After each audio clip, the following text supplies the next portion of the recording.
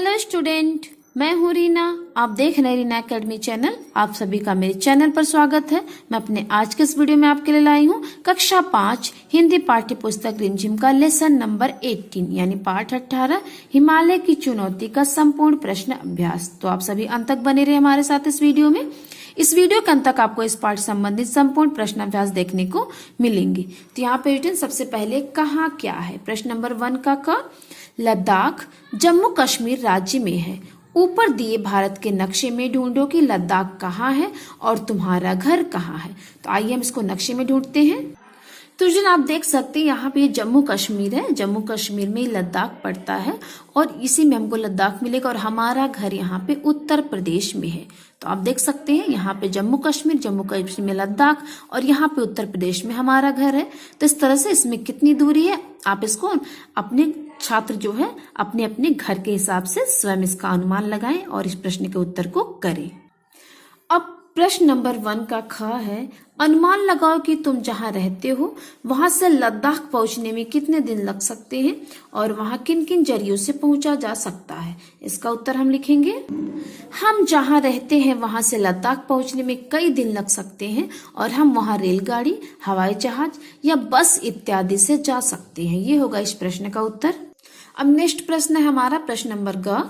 पहले का ग, किताब के शुरू में तुमने तिब्बती लोक कथा राख की रस्सी पढ़ी थी।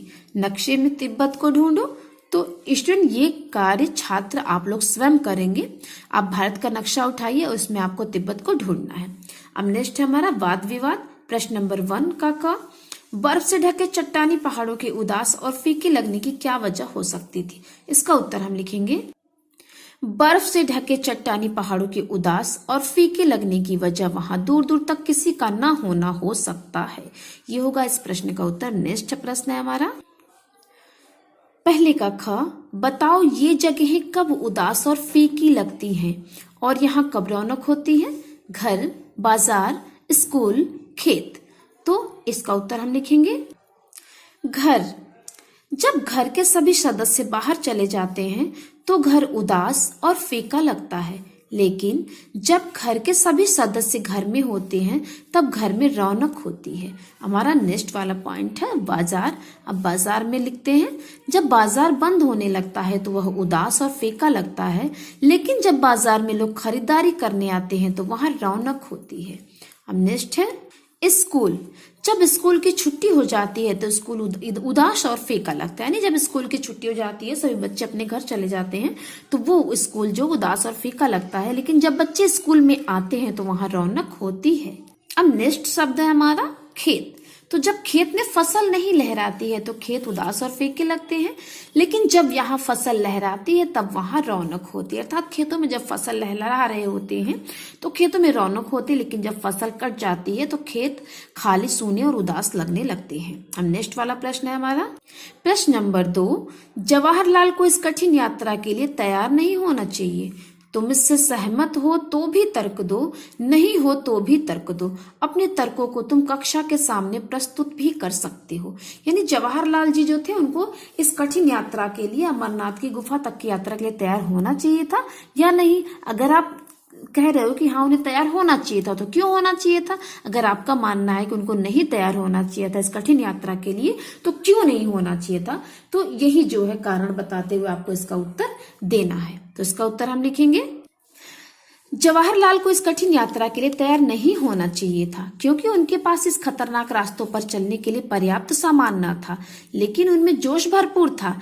किसी जरूरत दुर्गम यात्रा में पड़ती, यानी उनके अंदर जोश और उत्साह बहुत ज्यादा था जिसकी जरूरत किसी दुर्गम रास्ते को पार करने में पड़ती है, लेकिन उनके पास सामान पर्याप्त नहीं था कि उन खतरनाक रास्तों पर वे चल सके। इसीलिए उनको उस यात्रा के लिए तैयार नहीं होना चाहिए था हमारे हिसाब से। और आप जो है इसके विषय में अपनी कक्षा में अपने स्टूडेंट जो अपने दोस्तों के साथ इसके बारे में बातचीत कर सकते हैं।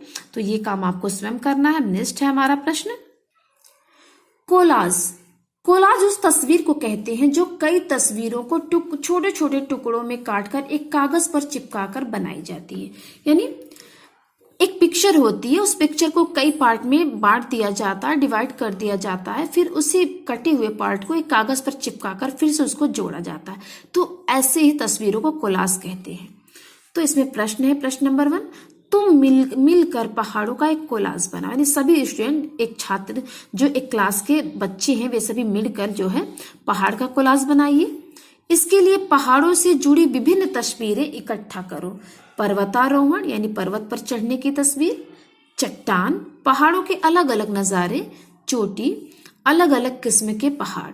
अब इन्हें एक बड़े से कागज पर पहाड़ के आकार में ही चिपकाओ।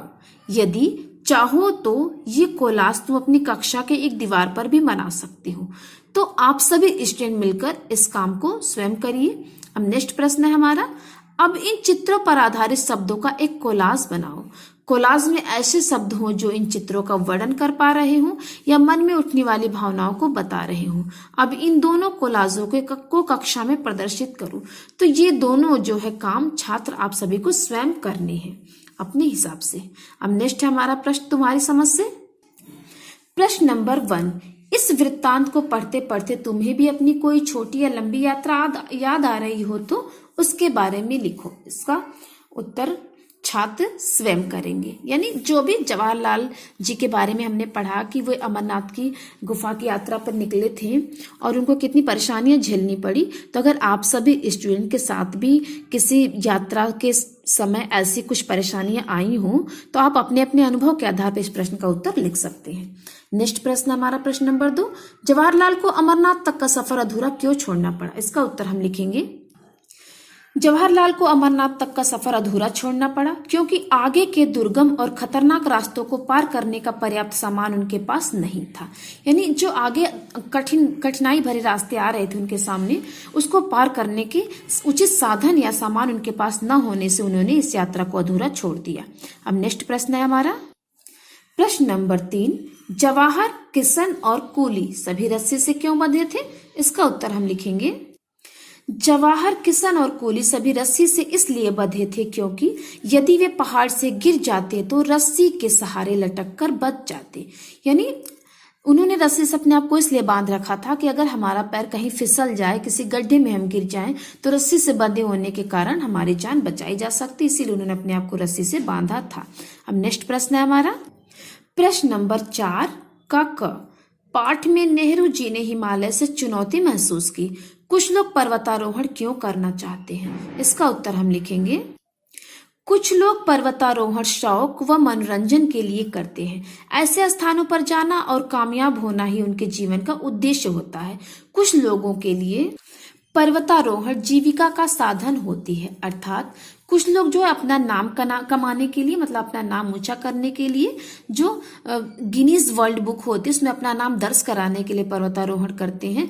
और कुछ लोगों का जो जीवन जरिया, जो जीवन के जीने का जरिया होता है, साधन होता है, यही जीविका होता है कि उनको पर्वतारोहण करके कुछ कमाई मिल जाती है, कुछ पैसे इकट्ठे हो जाते हैं, तो जिससे उनका जीवन चलता है। तो इसलिए कुछ लोग पर्वतारोहण जो अपने नाम कमाने के लिए, कुछ शौक के लिए करते हैं, कुछ लोग अपना जीवन जीने के लिए यही जरिया बनाते हैं। इनके पर्वतारोहण करने का मुख्य कारण है।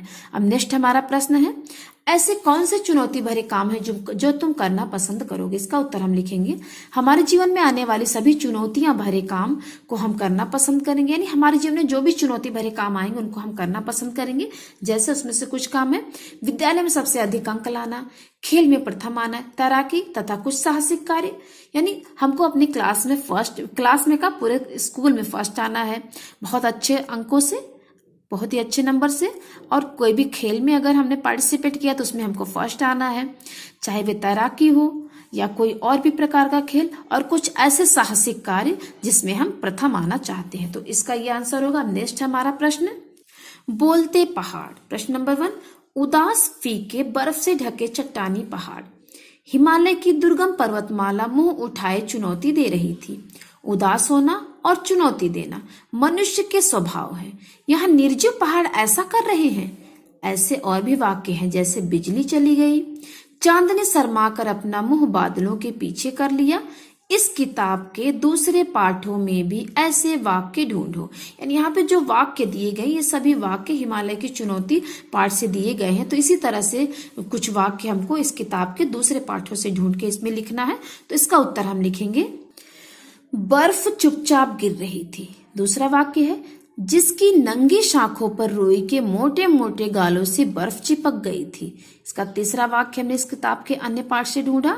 नीले चमचमाते आकाश के नीचे बर्फ से ढकी पहाड़ियां धूप सेकने के लिए अपना चेहरा बादलों के बाहर निकाल लेती हैं। तो ये है स्टूडेंट इस किताब के अन्य पाठ से आए हुए कुछ वाक्य जो कि हमने ढूंढा है। तो इस तरह से हमारे संपूर्ण प्रश्न अभ्यास पूरे हुए। तो कैसी लगी आपको हमारी वीडियो? अगर हमारे वीडियो आपके लिए उपयोगी है तो हमारे चैनल को सब्सक्राइब और वीडियो को लाइक करना ना भूलें। मिलते हैं हम आपसे अपने अगले वीडियो में, तब तक के लिए धन्यवाद।